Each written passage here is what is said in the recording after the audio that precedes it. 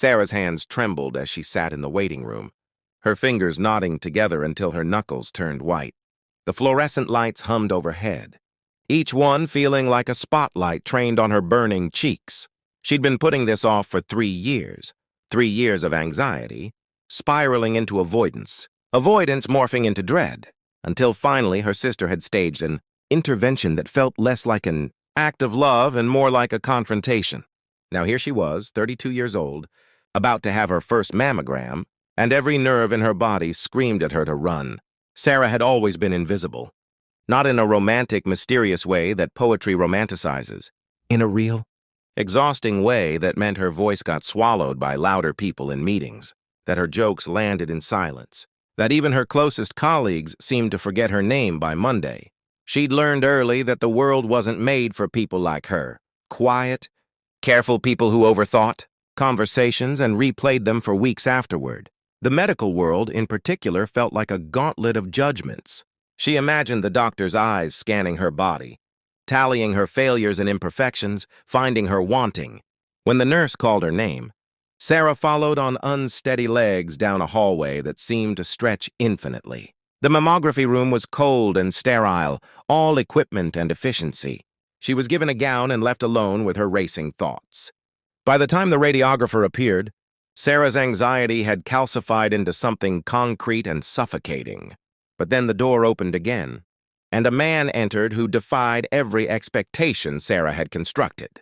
Dr. Marcus Chen couldn't have been older than 35, with kind eyes that crinkled at the corners when he smiled, genuinely smiled, not the professional grimace she'd steeled herself against.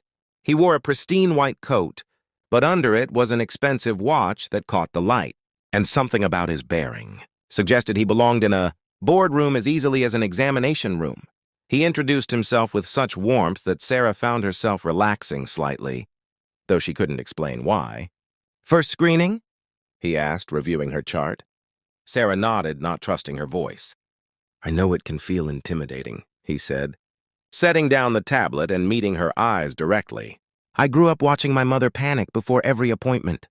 She was terrified of being judged, of being seen, and I realized that's why I wanted to do this work, because medical care should never feel like that. You're doing something brave today. I want you to know that." There was no condescension in his voice, no false cheerfulness, just genuine acknowledgement. Sarah felt something unknot in her chest. The screening itself was uncomfortable but surprisingly brief, and throughout it, Dr. Chen maintained a running commentary that somehow made it feel collaborative rather than invasive. He explained what he was looking for, asked if she was okay, gave her control over the pace. When it was finished, he told her she could get dressed, and that he'd review the images personally and call her within 48 hours with results. 3 days later, Sarah's phone rang, but instead of an automated message or a nurse reading from a script, it was Dr. Chen himself. "Everything looks completely normal," he said, and she could hear the smile in his voice. "You're healthy, Sarah. You can stop worrying." She hung up feeling lighter than she had in years. But she tried not to think about him after that. He was her doctor. It would be inappropriate, delusional even, to imagine that his kindness had been anything more than professional excellence.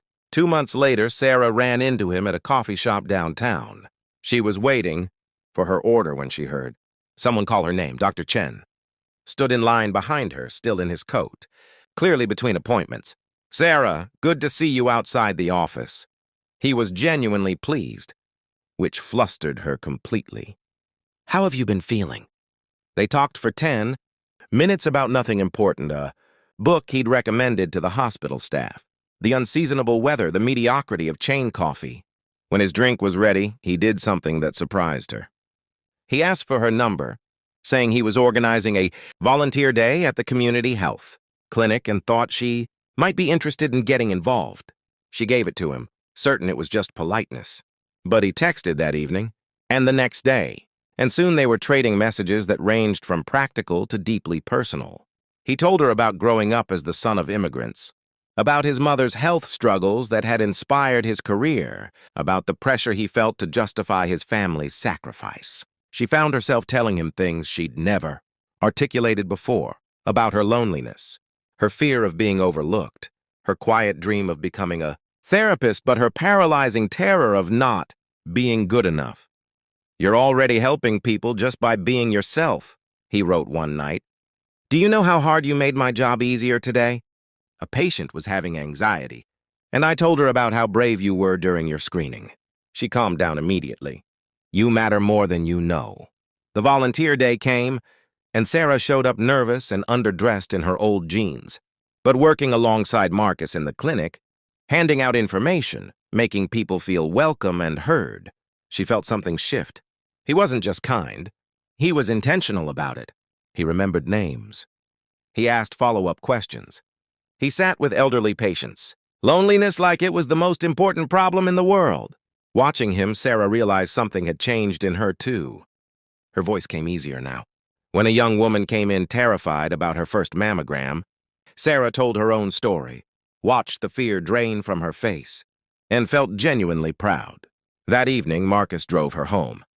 Parked in front of her apartment, he turned to her with a vulnerability that matched her own. "I know this might seem strange," he said, "mixing professional boundaries and personal life, but I haven't been able to stop thinking about you since the day you walked into my office. And I hope that maybe this is bigger than protocol." Sarah's heart hammered. "Why me?" she whispered. "You could have anyone." He reached over and tucked a strand of hair behind her ear, his fingers lingering on her cheek. "Because I see you, and I think what I see is extraordinary." What Sarah discovered over the following months was that kindness compounds. Marcus's attention to her didn't diminish his care for others. Somehow it deepened his capacity for everyone. He took her to the hospital's annual gala, and she watched him mentor young doctors with the same patience he showed her.